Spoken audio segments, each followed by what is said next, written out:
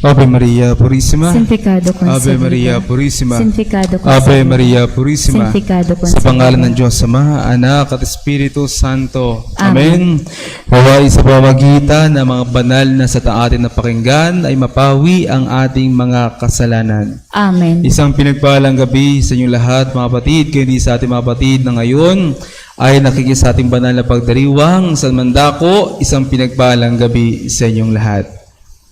Maligayang Pasko po. Bakit parang hindi ata kayo maligaya? Amen? Pasabi nga sa inyo mga katabi, maligayang Pasko.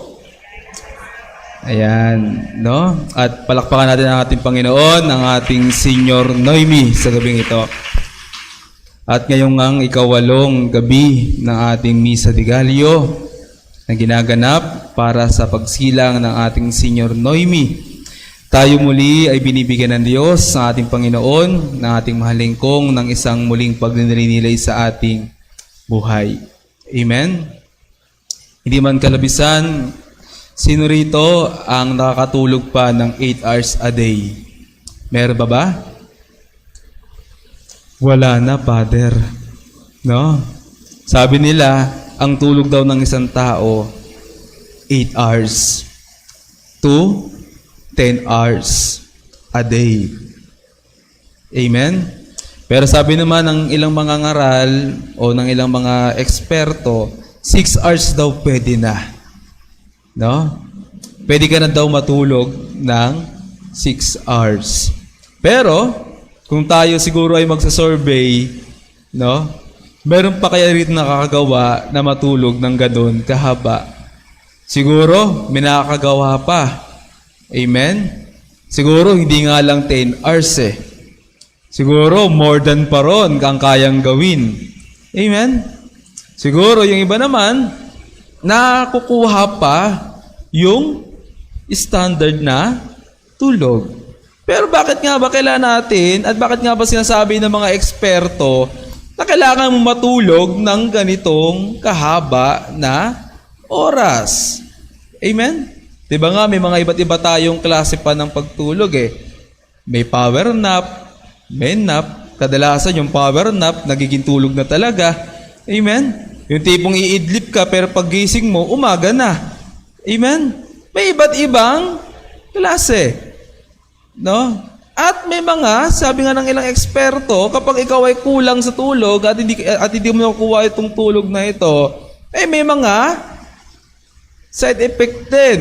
Amen? Andiyan dyan na yung memory loss, andiyan dyan na yung madali ka magalit, amen? At iba't iba pang mga epekto.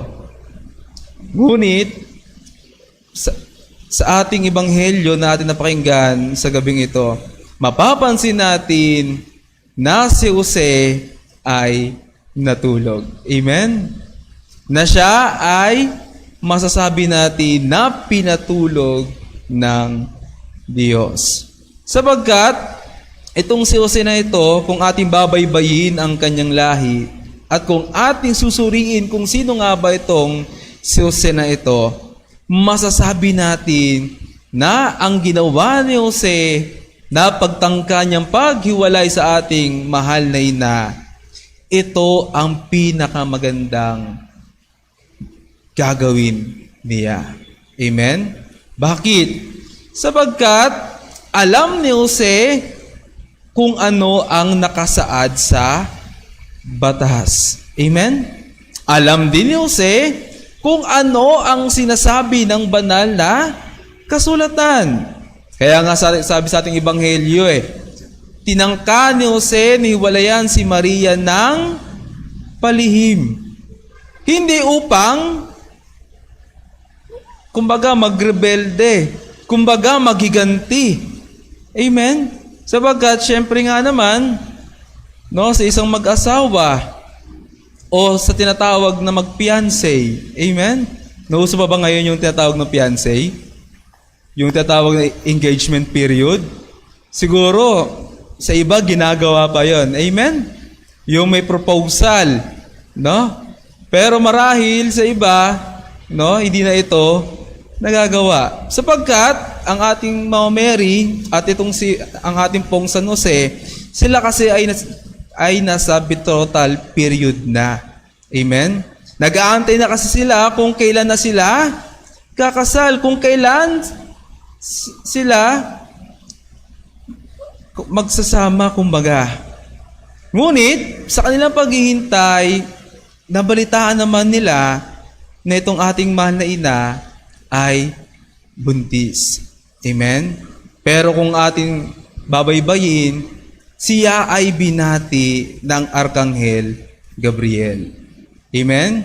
Na yung kanyang ipapanganak ay ito ang Mesaya. Ang tawag nga doon ay the Annunciation. Amen? At masasabi natin na itong si Jose, yung tagpo ng Arkanghel at ng ating pong San Jose, tinatawag din ito ng ilang mga mangangaral na the Annunciation. Amen? Sapagkat ni-reveal din kay Jose kung ano ang mangyayari, kung sino, kung ano ang nasa loob ni Maria. Amen? Kaya nga sabi doon Jose, anak ni David. Amen? Ngunit, mapapansin natin na hindi man lamang sumagot si Jose. Amen? Hindi katulad ni Maria. Hindi katulad ni Zacarias na may mga itinanong. Si Jose, ni isang tanong, ni isang salita, wala man lang tayong narinig sa kanya. At kung papansinin natin kung paanong sumunod si Jose sa kalooban ng Diyos, mapapansin natin na ito ang pinakadakilang pagsunod. Amen? Sapagkat sa ating buhay paglilingkod, masasabi natin na marami din tayo mga dilema. Amen? Marami din tayo mga pagsubok. Marami din tayo mga problema. Pero sa mga pagsubok ba na ito, sa mga problema ba na ito, paano ba tayo sumusunod pa rin sa Diyos? Amen? At mahalagang ating mapagnalinilayan sa gabing ito na sa ating pagsunod sa Diyos, tayo ba ay buong puso na sumusunod sa Kanya? O tayo ay sumusunod sa Kanya, pero ang ating loob naman ay masama. Pero tayo naman ay sumusunod sa Kanya, marami naman tayong sinasabi. O anuman ang ating ginagawa.